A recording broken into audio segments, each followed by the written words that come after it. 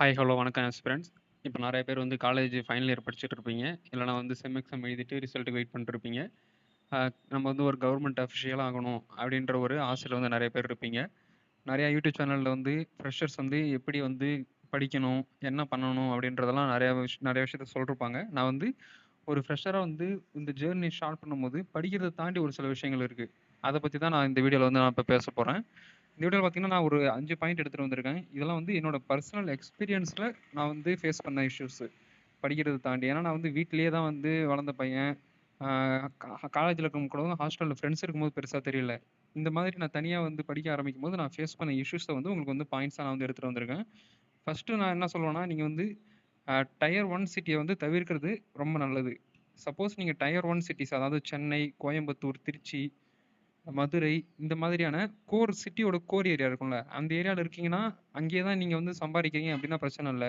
Suppose இப்ப வந்து உங்களுடைய பேரன்ட்ஸ் தான் உங்களுக்கு வந்து சப்போர்ட் பண்றாங்க. அவங்க வந்து வில்லேஜ்ல இருக்காங்க. வில்லேஜ்ல இருந்து உங்களுக்கு டயர் 1 சிட்டீஸ்க்கு சப்போர்ட் பண்ணணும்னா, அவங்க வந்து அவங்களுடைய மோஸ்ட் பொட்டன்ஷியல செலவு பண்ணி உங்களுக்கு காசு ஸ்பெண்ட் பண்ணாலும், அந்த காச வந்து நீங்க வந்து தாராளமா செலவு பண்ண முடியாது. சொல்லப்போனா பத்தாம போறதுக்கு நெறைய வாய்ப்பு இருக்கு. டயர் 2, டயர் 3 சிட்டீஸ் வந்து டயர் 1 சிட்டீஸ்க்கு கோச்சிங் பொறுத்தவரைக்கும் குறைஞ்சது கிடையாது. அதுதான் வந்து என்னோட கருத்து. சப்போஸ் இல்லப்பா டயர் 1 சிட்டீஸ் தான் கோச்சிங் நல்லா இருக்கு அப்டின்னா, நீங்க கோச்சிங் கிளாஸ் மட்டும் போயிட்டு, நீங்க வந்து படிக்க ஆரம்பிக்கும்போது, உங்களோட ஊருக்கே வந்துட்டு பக்கத்துல இருக்கக்கூடிய லைப்ரரிக்கோ, இல்லது ஆ நான் முதல்வன் ஸ்டடி ஹால்க்கோ இந்த மாதிரி இடத்துக்கு வந்து போறது வந்து பெஸ்ட்டு. நான் வந்து எந்தெந்த இடத்துலலாம் லைப்ரரி இருக்கு, நான் முதல்வன் ஸ்டடி ஹால் இருக்கு, எந்த மாதிரி இடத்துல வந்து ஃப்ரீயா நம்ம வந்து படிக்கலாம், எந்த இடத்துல நெறைய ஸ்டூடண்ட்ஸ் வந்து படிப்பாங்க அப்டின்றத பத்தி தனியா ஒரு வீடியோ போடுறேன். அடுத்து வந்து முக்கியமா வந்து ஹாஸ்டல். ஹாஸ்டல் தான் உங்களுக்கு ரொம்ப ரொம்ப முக்கியம். நீங்க ஏன்னா வந்து ஒவ்வொருத்தரும் ஒரு ஒரு ஏரியால இருந்திருப்பீங்க.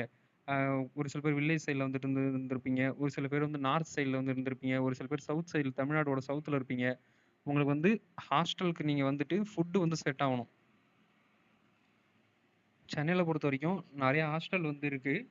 ஆ ஒரு சில ஹாஸ்டல்லாம் வந்து ரொம்ப பொய்யான ஒரு ப்ரொபகேண்டா வச்சு, பசங்கள வந்து ஏமாத்தி, அங்க வந்து தங்க வச்சுருவாங்க.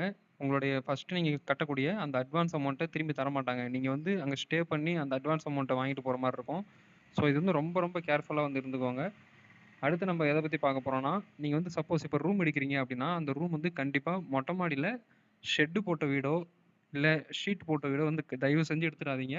நீங்க வந்து ரூம்ல படிக்கணும்னா வந்து, அது ரொம்பவே வந்து அஃபெக்ட் பண்ணும். அது மட்டும் இல்லாம உங்களுடைய ரிலேட்டிவ்ஸ் கூட எடுத்துறாதீங்க. ரிலேட்டிவ்ஸ்னா இப்ப என்னோட அண்ணன் இருக்கான், என் தம்பி இருக்கான், சொந்த அண்ணன், தம்பி அப்படின்ற மாரி இருந்தா பிரச்சனை இல்ல. சப்போஸ் உங்களுடைய அத்தை பையன், மாமா பையன்